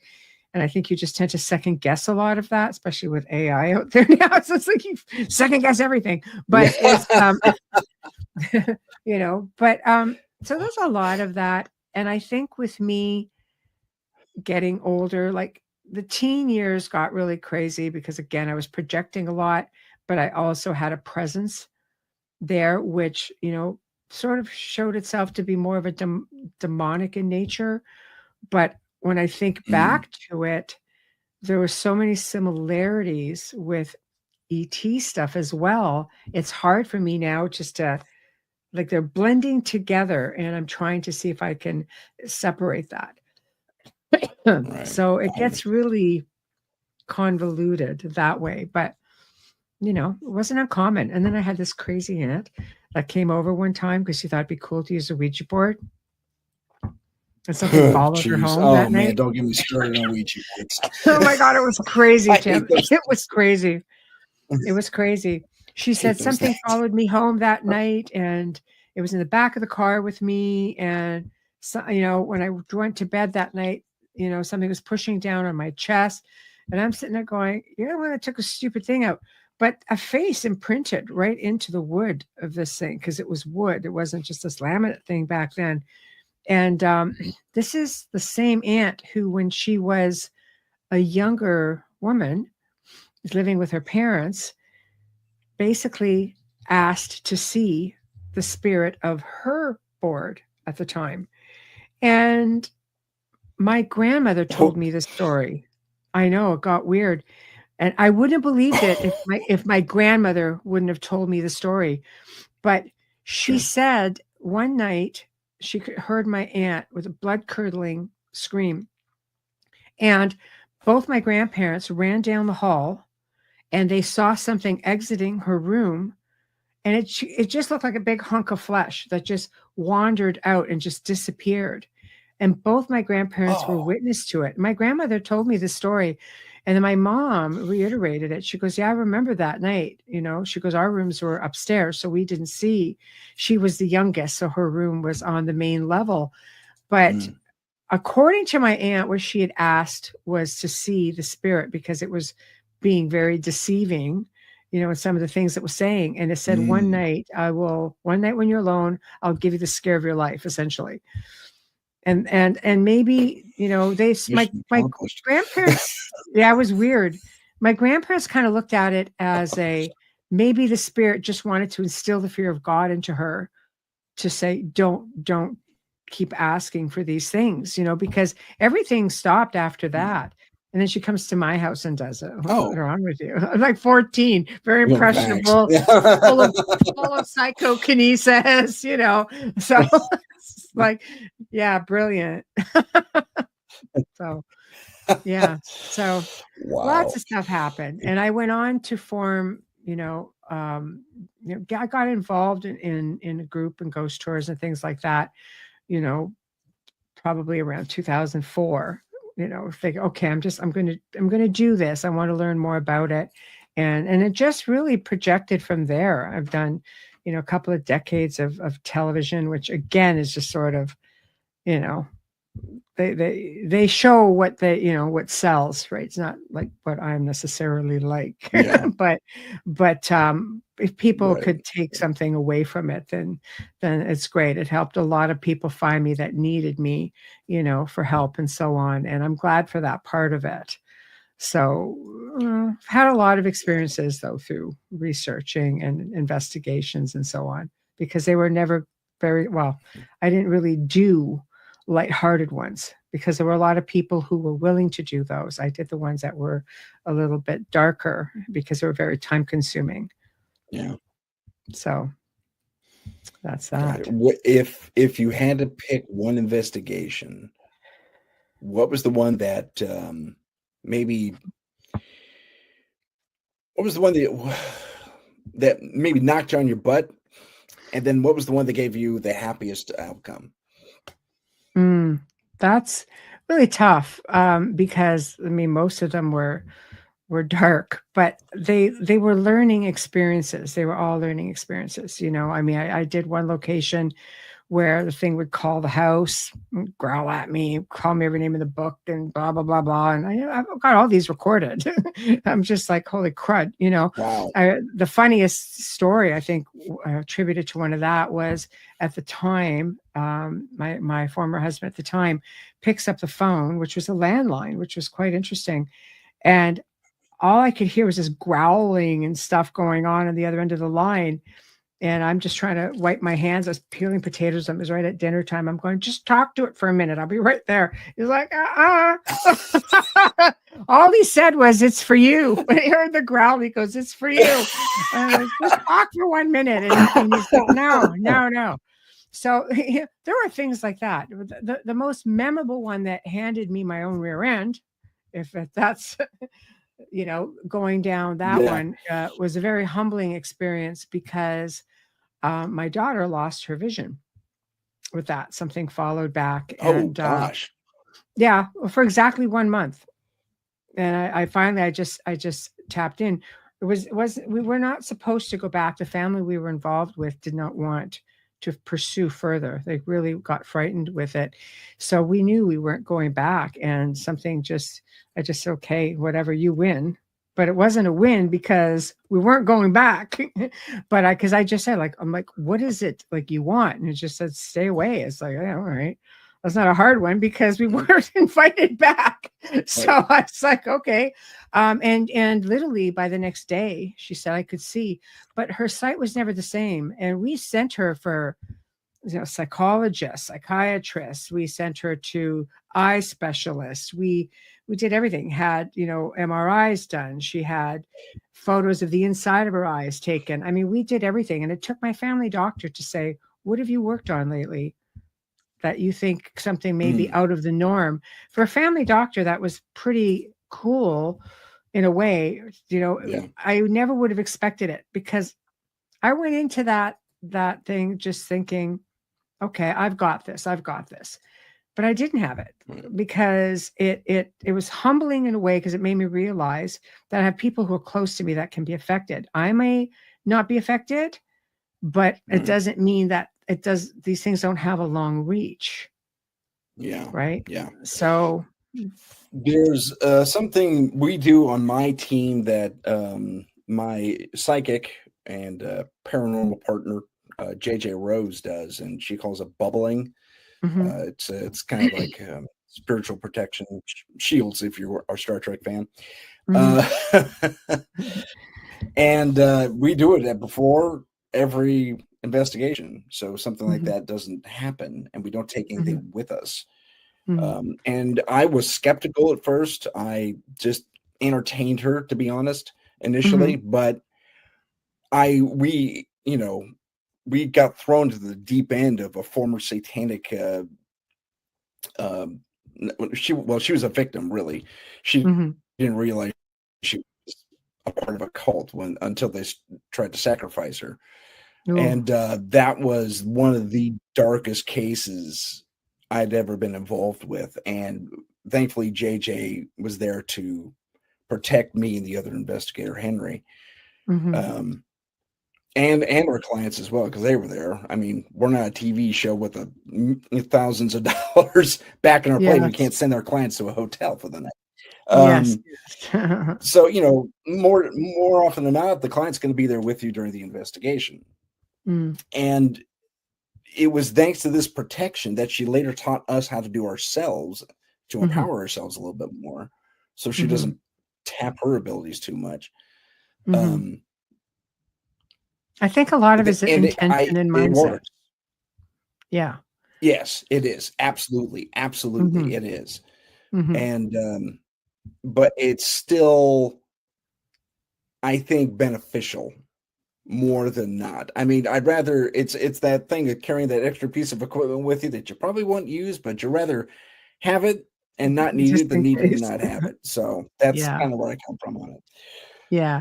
No, I think it is all about intention. I think when people are doing clearings with sage, they say, well, it doesn't work. And I'm just like, well, it's the power behind the words that you're using, and it's a strong intention behind the act of the cleansing itself.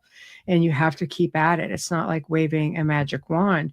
And there are sometimes things that, you know, you have to deal, if you're dealing, for example, with a family with a certain religious background, you can't go in, like if I'm dealing with a Buddhist, I'm not going to go in there with a whole Catholic viewpoint, you know, like there's different viewpoints. So you have to work with, right, with the faith and the belief system of the family that you're working with.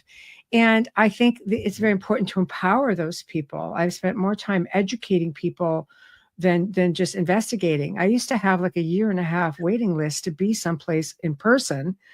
So I'd have to work with people over the phone or online and just say, do this, do this. And by the time, you know, I had a couple of cases where I said, okay, I can come in now, you know. And they're like, no, you really taught us a lot. We're okay. I'm like, perfect. So that's the objective, is empower them enough where they can take control of their own space. And I never went in there with this attitude of, oh, you're lucky I'm here.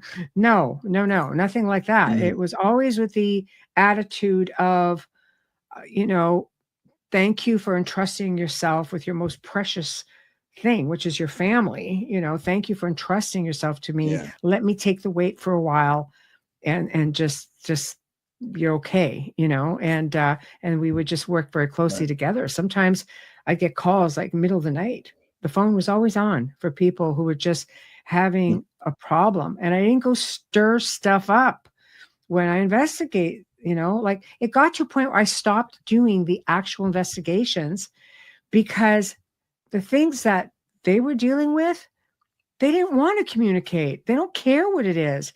It's tormenting their family. They're not sleeping. They're having issues. I got to a point where you become seasoned enough to just know by what people tell you pretty much what you're dealing with. And you just work based on that. And you just try to move forward from that point. It's not up to me to go in there, stir things up, have a communication, leave the family behind, things amp up because, well, you wanted to talk to me half an hour ago.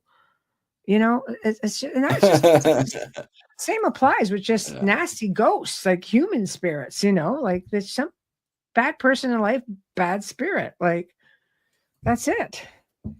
Yep. There was some interesting stuff that cropped up in the chat.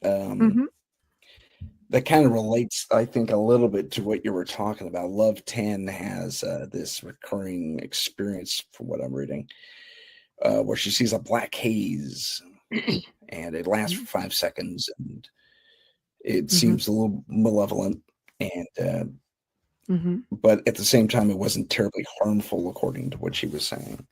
But I found that very interesting, kind of relating to what you were saying about intent and what you could put out there versus what you take in.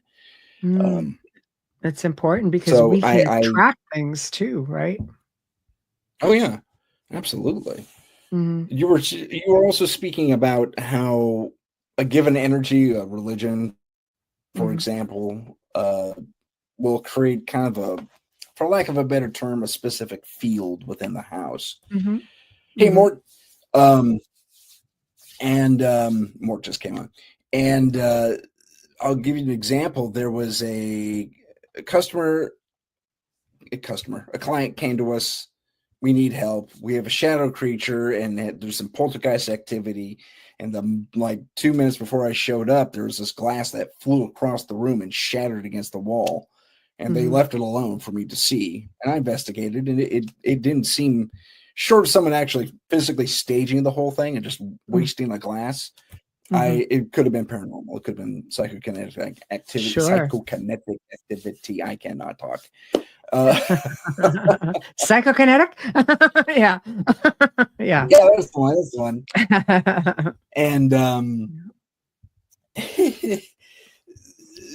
but they were, they walked me through everything. They told me where the shadow entity was, and I talk about this on my on the show a lot, where as an investigator or even a medium, you walk into a given space, you kind of run into that wall of something's off, something really dark, definitely off. And that's when I went to the garage where they say this shadow thing comes from. That made sense. It's like, oh yeah, there's something there, you get the oogie kind of horrible feeling. Yeah. And right. When I said, okay, let me talk to my partners and we'll come back, and he says, well, I don't need you to investigate. I just want you to get rid of the thing.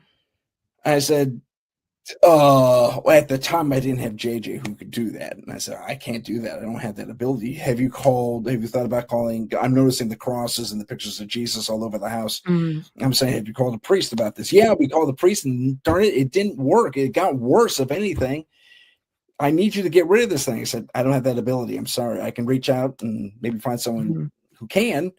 But he was adamant, but he was ticked that I couldn't do anything about it, but I couldn't do anything about it. Not everybody, not everybody can do things about it.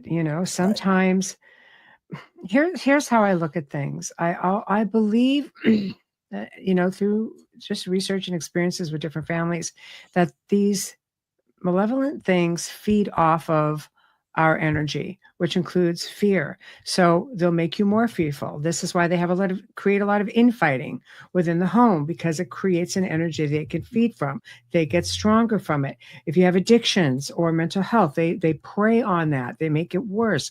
How do you beat that? Is, again, you change the energy and the vibration in the space. You starve it, essentially. If everything is all feeling really good and it's all positive energy, and the act of cleansing is taking control. You're empowering yourself. You're taking control over your space. That's the intention. You're pushing this out. Say what you mean what you say, follow through, don't challenge, but be firm, and play that music, watch the funny movies, open the windows, let the house breathe, just uplift yourself. That works. I'm living proof of that. There were no paranormal investigators that I was aware of, especially in my space when I was growing up and I had this. I had to sit there and go in, and the closest I could get from a public library was a book on white witchcraft that taught me how to ground and how to cleanse my space. That's how I did it, and my intention. I stuck to it, and I just kept doing it, and I took control. That's how I did it.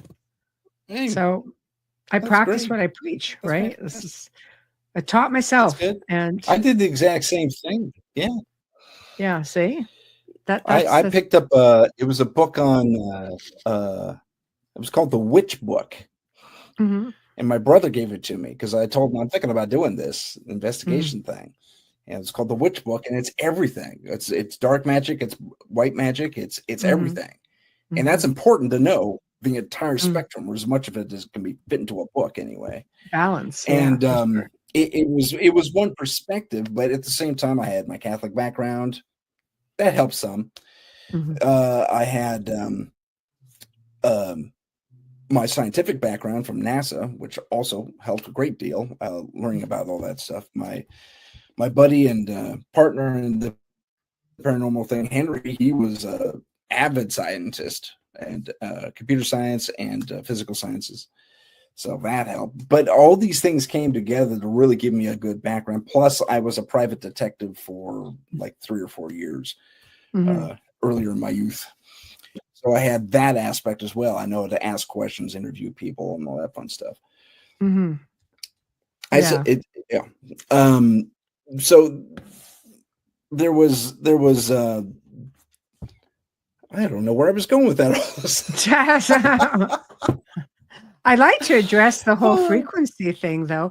Binaural beats. Binaural beats, you can work with different frequencies that do different things, and that alters the energy, not only yours, because binaural beats, frequencies can actually heal you physically. You know, there's a big belief that it helps our vibration, and it definitely helps within your space by changing that frequency again to something more uplifting.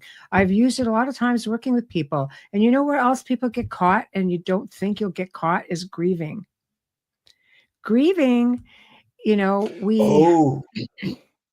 put ourselves in a, we don't put ourselves there. I mean, you know, grieving, we mourn loss. We're physical beings. Well, technically we're spiritual beings having a physical experience, but we exist in a physical plane. We need that physical interaction. When we lose someone, we need the physical. We need them to be there.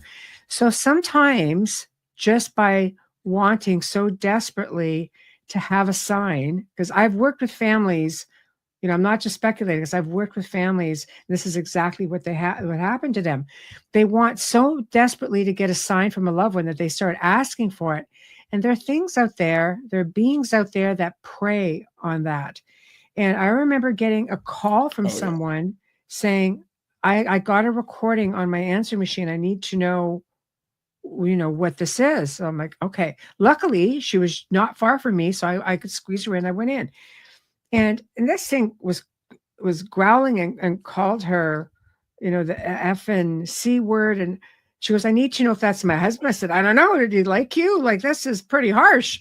So, and I didn't mean to be rude, but I'm just like, if I got a message like that, I would definitely know that my husband wouldn't say something like that to me. So, but what I found out was that she had been trying to do voice recordings, and something had come in and was mimicking, you know, her loved one, and messages started coming. Things got really, really bad. So I think when you're going through this, and I hate to take the experience away from anyone, because you don't want to second guess your experiences. I lost both my parents in 15 months, and I'm a seasoned investigator, and even I, you know, the lights would flicker. My mother always said, I'll flicker your lights. I'm like, all right, sure. You know, but in my mind, I'm like, do you trust it? Do you trust it? You know, right. I know. So then she's one night, you know, what did it for me was the bathroom light. And I'm just like, okay, I just kind of need a moment. This is very awkward for me. And it all stopped. So I'm like, okay, that would be my mother. She'd be respectful, but it's right. So it's just being cautious, being careful, but don't take away from that experience. But that mourning, that deep sadness, and the feeling of loss can sometimes bring things in that will feed from that and keep you in that sense of loss. So that's just something I like to address, because we're in that time of year too, right? Yeah, that's true. That's true. My Christmas is a little sad, usually, just a little bit every year, because I lost my grandfather around this time, and I lost one of my best friends around this time. No, sorry, that's really hard. Yeah. There's yeah, no that's time exactly, limit on you know, grieving. it's been a few years. Yeah. No time limit on grieving ever. Right? Yeah, it's true. So that's it. True. So especially as you get older. Yeah. No, it's true. It's true. You know, but I mean, I think with that, it's why it's so important to try to stay as uplifted as possible. And sometimes, you know, you may not feel like it. Sometimes you may wake up, you may have anxiety, you may feel that depression, but it's so important to just try to bring yourself up. And I know it's easier said than done. I know many people who suffer from it. And it's just, that's where I'll try to come in and just be that uplifting if I can, and just say, hey, you see somebody on the street, smile. It costs you nothing. Just smile. Just how are you? Interact. It sometimes makes all the difference in that person's world for that one moment. Is just all it takes. Having a bad day. Like I'm really bad for the road rage. Like if somebody had a camera on me, we could do a show on my hostilities behind the wheel, but I'm not stupid behind the wheel. I'm just one of those, So I realized at that point that sometimes I have to play, I can't play all my heavy metal sometimes, which I love. It pumps you up. It really gives it to you too, right? Sometimes I will actually listen to classical, or I'll actually listen to Gregorian chantings and just things like that calm me down. Oh. I know. Bet you wouldn't have thought about that. It works. No, No, it works. You're absolutely correct about all of that. There was a who was it? I can't remember who it was now, but they said if you want to start your day right, you got to listen to. Let's see if I can remember the song. Mozart's Fifth Symphony. Third movement, and like the first 3 minutes of that song, you'll be good all day. Right. There you go. Don't quote me on that piece of music too. That's just that's kind of what I'm putting together in my head, though. I'm a lover of music, and it is a language in its own right, and it is full of frequencies. And we always have music going on. We're babysitting like a parrot right now, a family member's parrot. So Bird's constantly got music going on, having conversations with herself. But there's, even when it was just like the dogs, we always had music on for them. It's just, it's just the vibration that's always going on in the house, which is a good vibe. Not that things don't try to come in, happens. Yeah. I mean, attempts will be made, but usually you can fend it off pretty easily if you got a good. Never a problem. I put things in place. Something comes in, or someone comes in that's not supposed to. Right. It's gonna boomerang back out there. So that's good. That's good. Glad to hear that. As long as you're not on the receiving end, I guess. So. Well, yeah. That's what I was sorry. I was trying to say that. Whoops. Let's see. I hit the wrong button on my computer. Bear with me just a second. Nope. I'm trying to remember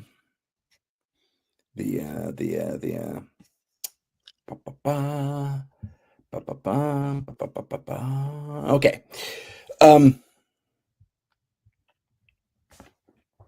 When we talk about all this stuff, all this high strangeness, for lack of a better term, and I've never been a huge fan of that term, but I know, but it fits, doesn't it? It does, unfortunately. Bigelow took me off a long time ago, but that's a separate thing. I know, highly strange. It's out there. Yeah, right. But high strangeness does work. But it's fascinating how I even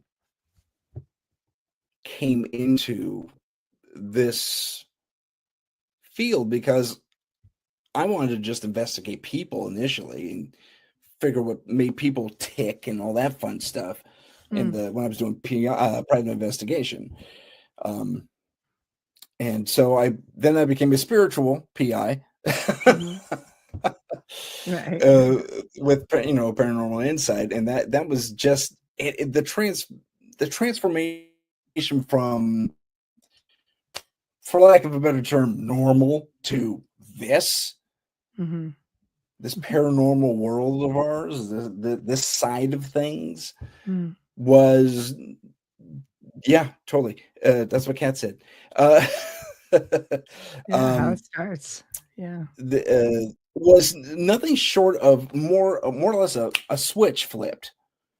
I went into this, to be honest, because of my early childhood experiences with Mm. I wouldn't say malicious ghost, but a ghost that appeared to me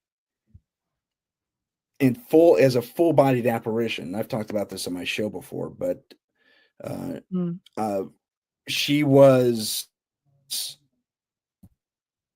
I think she was a stewardess, just because of the way she was dressed. She had this green and blue vest, white shirt underneath that, Mm. a green and blue skirt, and she had Mm. this kind of 60s bob haircut thing going.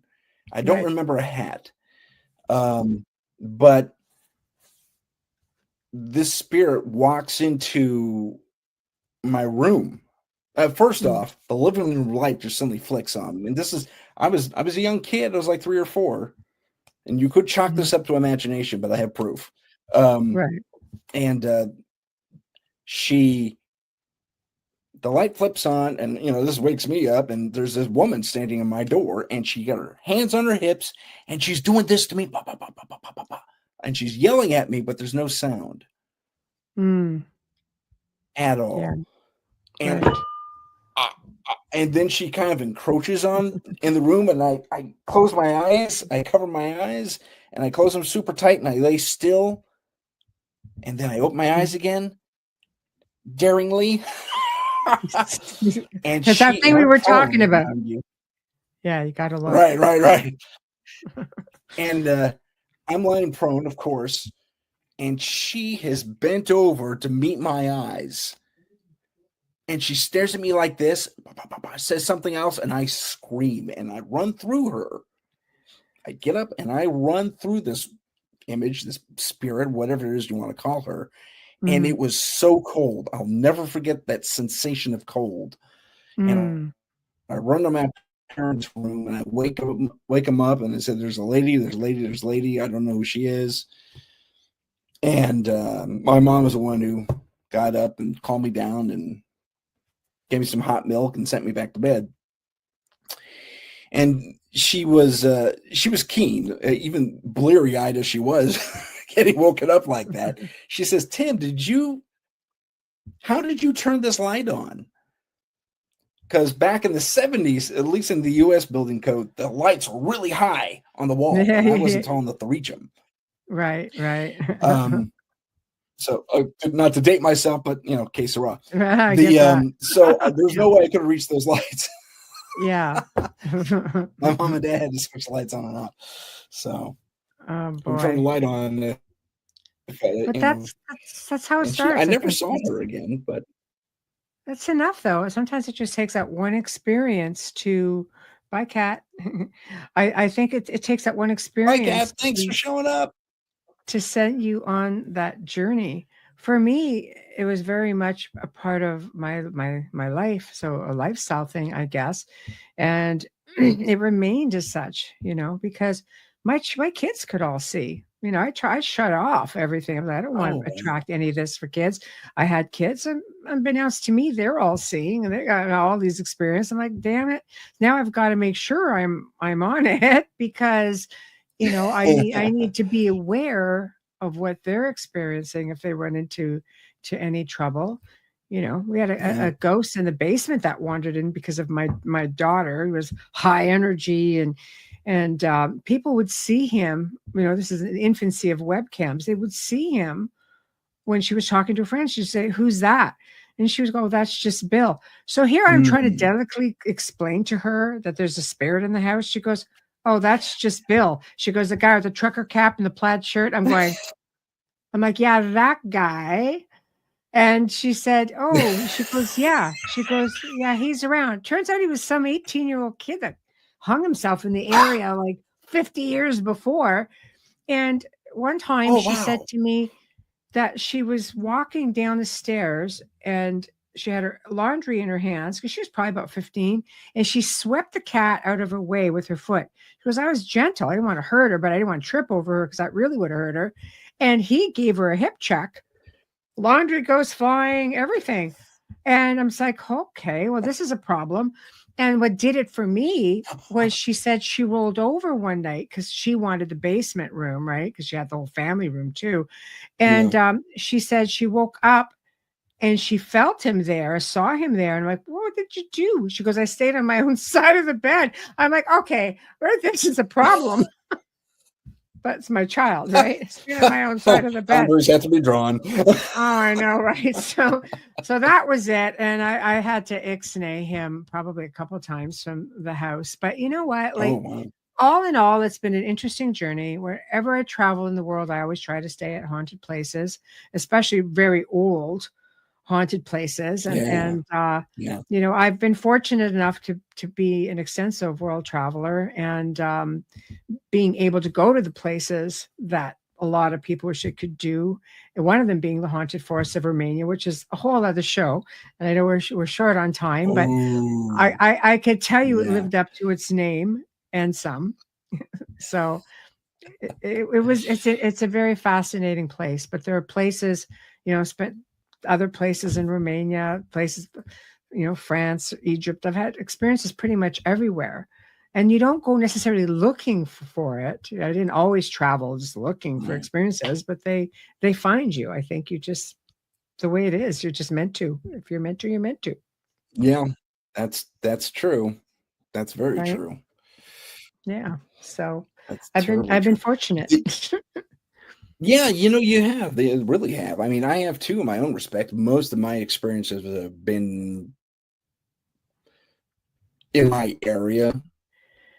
In California. Yes. And it's been enough. I mean, I've literally experienced pretty much everything here, with the exception of, well, it's not true either. I've experienced everything from a Bigfoot related thing to that's cool, UFOs to and to hauntings. Naturally, as a paranormal investigator, I mean, I don't have this shirt for nothing. I have definitely had a lot of experience right here in my hometown. That kind of speaks to the area a little bit too, because it's a former, mining and gold rush hit, and everyone just flew out here. But that's cool though. It's cool. You'll find them in the least. It is cool. I've been very fortunate.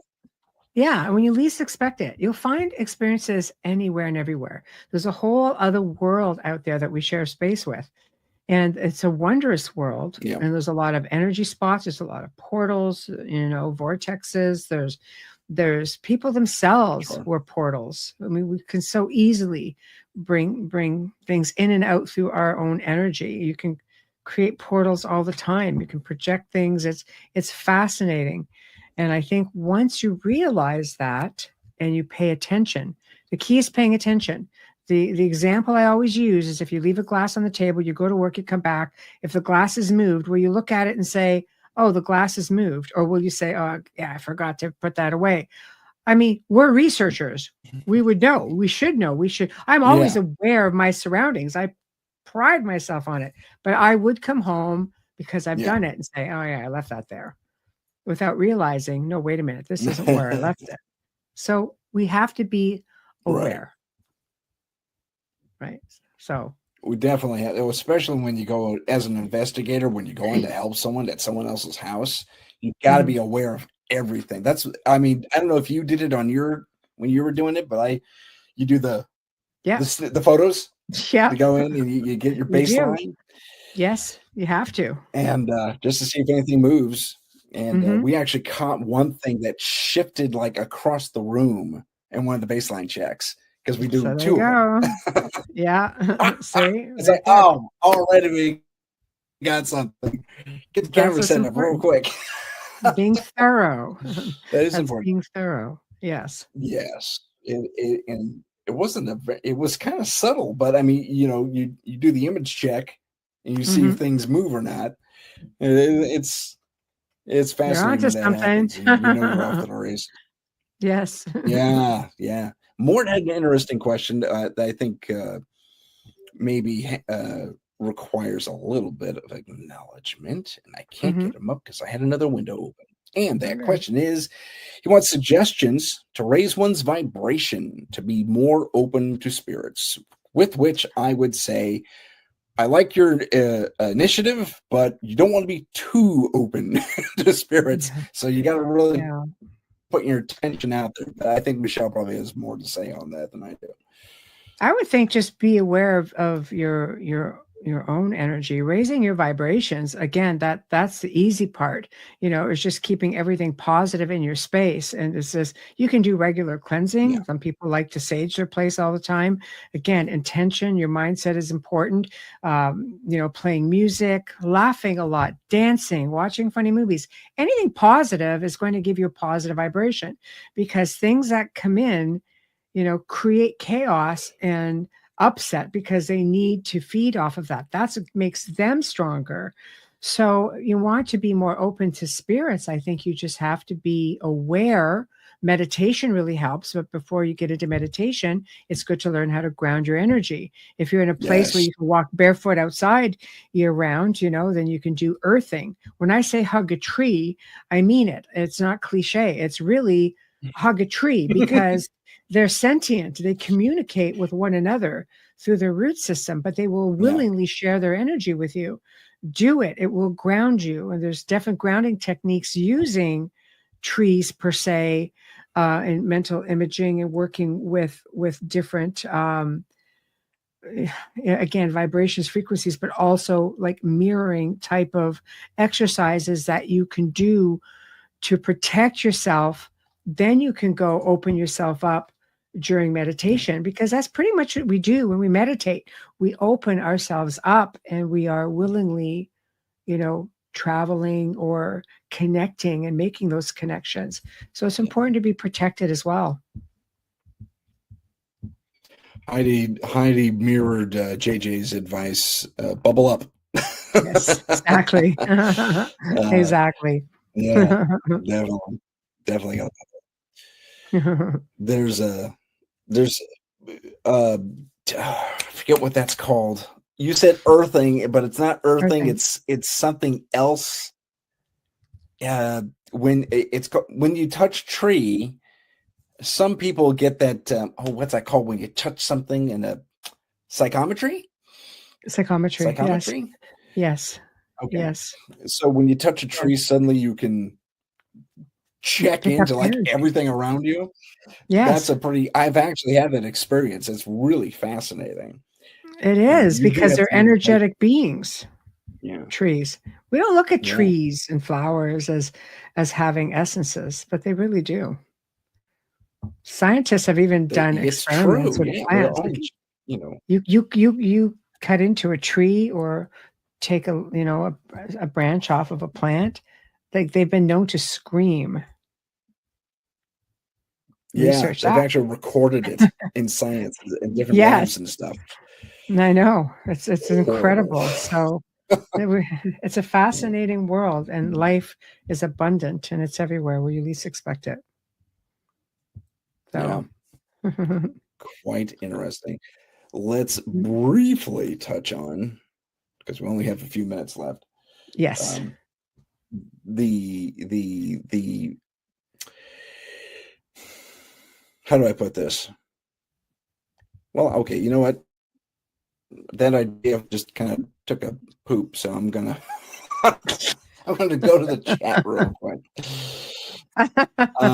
A lot of folks are talking about a lot of folks on the chat are talking about the various frequencies. Do you ascribe to any given frequencies when you or do you just put on that cool song that you like and go for it? No, I do listen to binaural beats as well. And I just go with the one I resonate with at that time. So I look at what's going on in my life, but research your frequencies, look at them and see what the different frequencies do. But I'll put something on, and I'll resonate with that tone. And then that's the tone that I'll use, because maybe my essence is feeling a bit different than my physical. So you find something that you can connect with on both levels. So I just listen to them, and I see what feels good to me in that moment. You can get those on YouTube, guys. Like they're free to get. Just go and just lay on the couch or on the bed for a moment, and or play it while you're doing stuff, and just keep it going in the background. Sometimes you could just type in what you want. There's Yeah. even stuff for grieving. So type it Yeah, in, that's see what true. comes up. Everybody Yep. poo-poos the internet these days, but you know what? It does have some functionality. For sure. For sure. So we are coming down to our last 30 seconds. I'm going to say that's the end of our show. I'm going to run my end credits here in a little bit. And Yes. Michelle, I want to thank you. Thank you so much for being on the show. Oh, it's a pleasure. It's a pleasure. And I'm glad because now I've got a few hours in between the Outer Realm tonight, guys. Check it out. Tim Clements from Haunts of Mackinac Island. Realms. Go watch it. Yeah. Check it out. Oh, It'll be that's fun. right. Oh, I'm tuning into that one. That'll be good. I know. It'll be fun. It'll be fun. That's good stuff. You know, I don't have time to run my end credits. So with that, I'll say goodbye, everyone. Thank you for tuning in. And that is the end of the show. Good night. Good night, everyone. See you tonight. Whatever.